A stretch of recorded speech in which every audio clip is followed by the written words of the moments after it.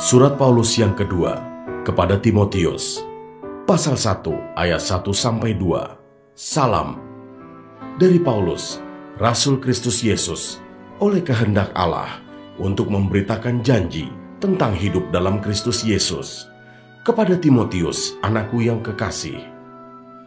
Kasih karunia, rahmat dan damai sejahtera dari Allah Bapa dan Kristus Yesus, Tuhan kita, menyertai engkau.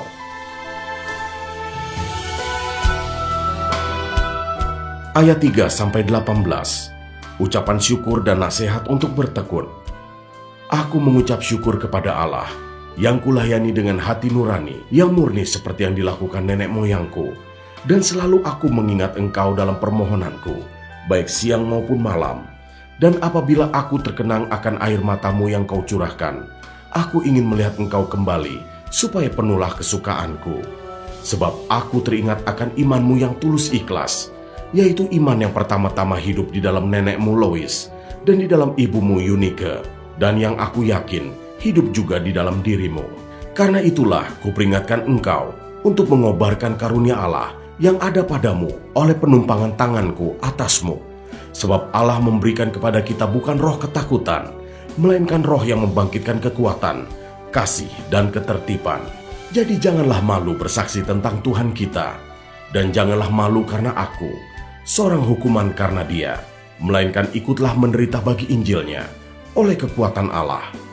Dialah yang menyelamatkan kita dan memanggil kita dengan panggilan kudus, bukan berdasarkan perbuatan kita, melainkan berdasarkan maksud dan kasih karunia-Nya sendiri, yang telah dikaruniakan kepada kita dalam Kristus Yesus sebelum permulaan zaman, dan yang sekarang dinyatakan oleh kedatangan Juru Selamat kita, Yesus Kristus, yang oleh Injil telah mematahkan kuasa maut dan mendatangkan hidup yang tidak dapat binasa. Untuk Injil inilah aku telah ditetapkan sebagai pemberita, sebagai rasul dan sebagai guru. Itulah sebabnya aku menderita semuanya ini, tetapi aku tidak malu, karena aku tahu kepada siapa aku percaya, dan aku yakin bahwa Dia berkuasa memeliharakan apa yang telah dipercayakannya kepadaku hingga pada hari Tuhan. Peganglah segala sesuatu yang telah engkau dengar daripadaku sebagai contoh ajaran yang sehat, dan lakukanlah itu dalam iman dan kasih dalam Kristus Yesus. Peliharalah harta yang indah yang telah dipercayakannya kepada kita oleh Roh Kudus yang diam di dalam kita. Engkau tahu bahwa semua mereka yang di daerah Asia Kecil berpaling daripadaku, termasuk Figelus dan Hermogenes. Tuhan kiranya mengaruniakan rahmat-Nya kepada keluarga Onesiforus, yang telah berulang-ulang menyegarkan hatiku. Ia tidak malu menjumpai aku di dalam penjara.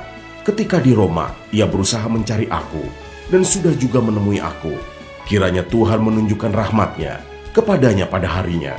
Betapa banyaknya pelayanan yang ia lakukan di Efesus, engkau lebih mengetahuinya daripadaku.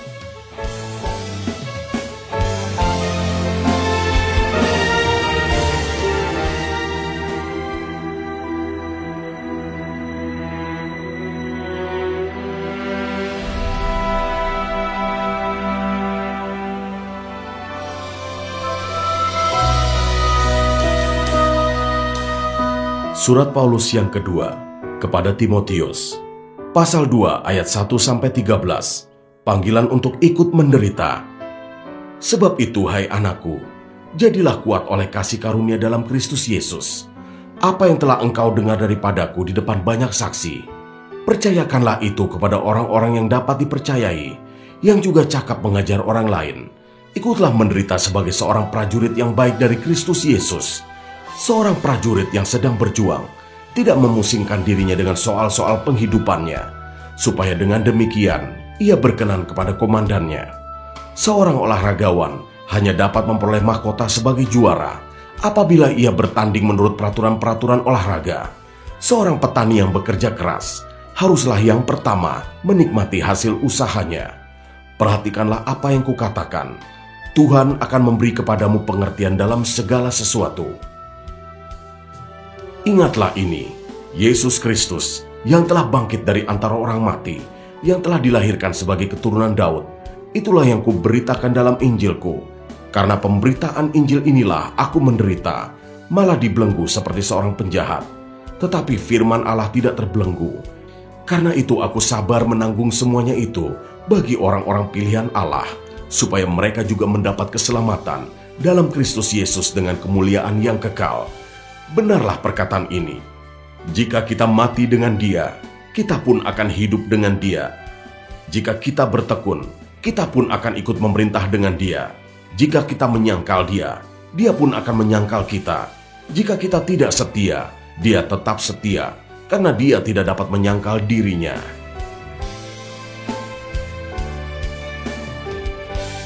Ayat 14-26. Nasihat dalam menghadapi pengajar yang sesat. Ingatkanlah dan pesankanlah semuanya itu dengan sungguh-sungguh kepada mereka di hadapan Allah, agar jangan mereka bersilat kata, karena hal itu sama sekali tidak berguna, malah mengacaukan orang yang mendengarnya. Usahakanlah supaya engkau layak di hadapan Allah, sebagai seorang pekerja yang tidak usah malu, yang berterus terang memberitakan perkataan kebenaran itu. Tetapi hindarilah omongan yang kosong dan yang tak suci, yang hanya menambah kefasikan. Perkataan mereka menjalar seperti penyakit kanker. Di antara mereka termasuk Himenius dan Filetus, yang telah menyimpang dari kebenaran dengan mengajarkan bahwa kebangkitan kita telah berlangsung, dan dengan demikian merusak iman sebagian orang. Tetapi dasar yang diletakkan Allah itu teguh, dan materainya ialah Tuhan mengenal siapa kepunyaannya, dan setiap orang yang menyebut nama Tuhan hendaklah meninggalkan kejahatan. Dalam rumah yang besar bukan hanya terdapat perabot dari emas dan perak, melainkan juga dari kayu dan tanah. Yang pertama dipakai untuk maksud yang mulia, dan yang terakhir untuk maksud yang kurang mulia. Jika seorang menyucikan dirinya dari hal-hal yang jahat, ia akan menjadi perabot rumah untuk maksud yang mulia. Ia dikuduskan, dipandang layak untuk dipakai tuannya, dan disediakan untuk setiap pekerjaan yang mulia. Sebab itu jauhilah nafsu orang muda, kejarlah keadilan, kesetiaan, kasih dan damai bersama-sama dengan mereka yang berseru kepada Tuhan dengan hati yang murni. Hindarilah soal-soal yang dicari-cari, yang bodoh dan tidak layak. Engkau tahu bahwa soal-soal itu menimbulkan pertengkaran, sedangkan seorang hamba Tuhan tidak boleh bertengkar, tetapi harus ramah terhadap semua orang. Ia harus cakap mengajar, sabar, dan dengan lemah lembut dapat menuntun orang yang suka melawan, sebab mungkin Tuhan memberikan kesempatan kepada mereka untuk bertobat dan memimpin mereka sehingga mereka mengenal kebenaran, dan dengan demikian mereka menjadi sadar kembali karena terlepas dari jerat iblis yang telah mengikat mereka pada kehendaknya.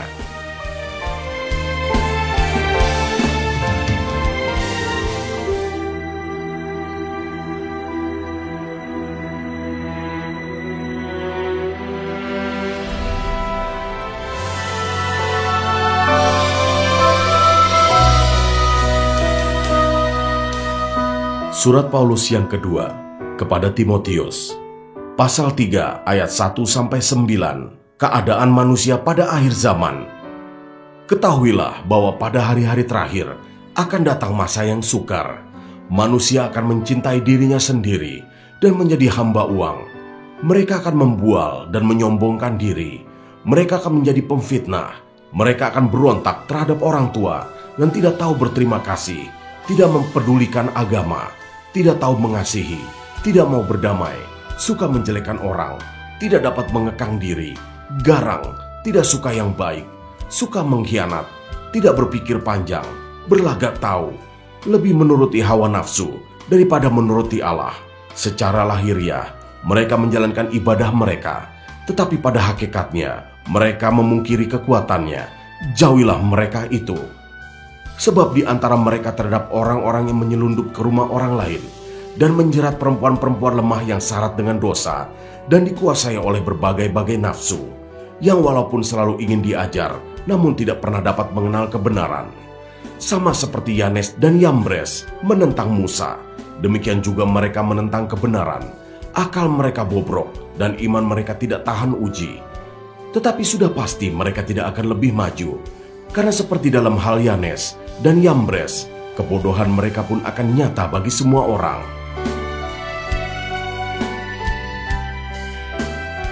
Ayat 10-17, iman bertumbuh dalam penganiayaan dan dalam pembacaan kitab suci.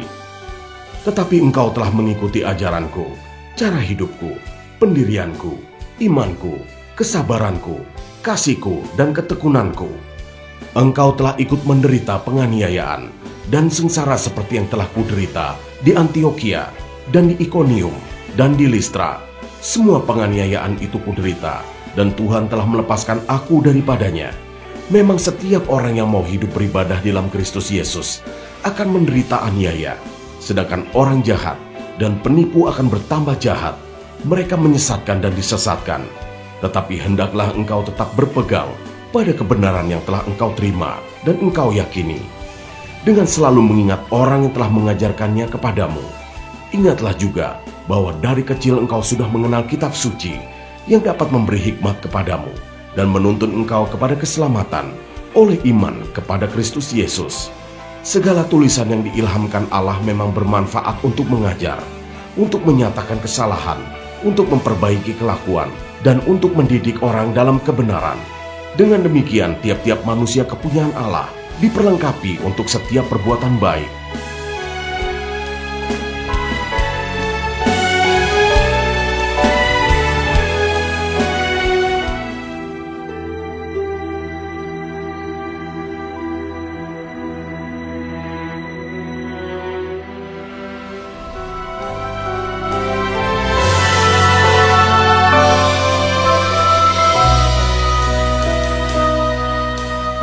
Surat Paulus yang kedua kepada Timotius, pasal 4 ayat 1-8. Penuhilah panggilan pelayananmu. Di hadapan Allah dan Kristus Yesus yang akan menghakimi orang yang hidup dan yang mati, aku berpesan dengan sungguh-sungguh kepadamu demi penyataannya dan demi kerajaannya.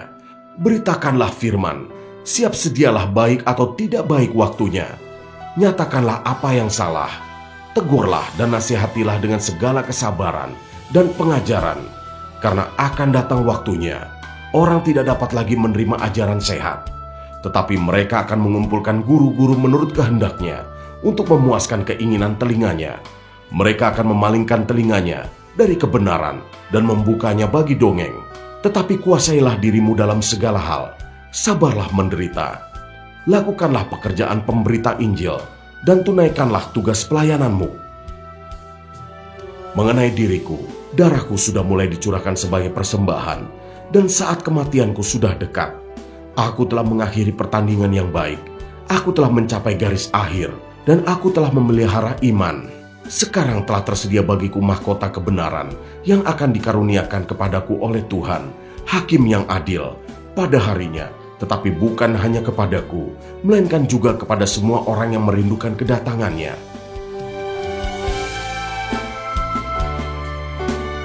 Ayat 9-18, pesan terakhir. Berusahalah supaya segera datang kepadaku, karena Demas telah mencintai dunia ini dan meninggalkan aku.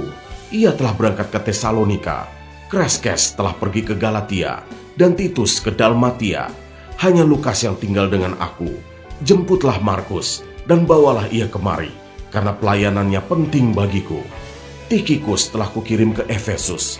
Jika engkau kemari, bawa juga jubah yang kutinggalkan di Troas, di rumah Karpus, dan juga kitab-kitabku, terutama perkamen itu. Alexander, tukang tembaga itu, telah banyak berbuat kejahatan terhadap aku. Tuhan akan membalasnya menurut perbuatannya. Hendaklah engkau juga waspada terhadap dia, karena dia sangat menentang ajaran kita. Pada waktu pembelaanku yang pertama, tidak seorang pun yang membantu aku. Semuanya meninggalkan aku. Kiranya hal itu jangan ditanggungkan atas mereka. Tetapi Tuhan telah mendampingi aku dan menguatkan aku, supaya dengan perantaraanku Injil diberitakan dengan sepenuhnya, dan semua orang bukan Yahudi mendengarkannya. Dengan demikian aku lepas dari mulut singa, dan Tuhan akan melepaskan aku dari setiap usaha yang jahat. Dia akan menyelamatkan aku, sehingga aku masuk ke dalam kerajaannya di sorga. Baginya lah kemuliaan selama-lamanya. Amin.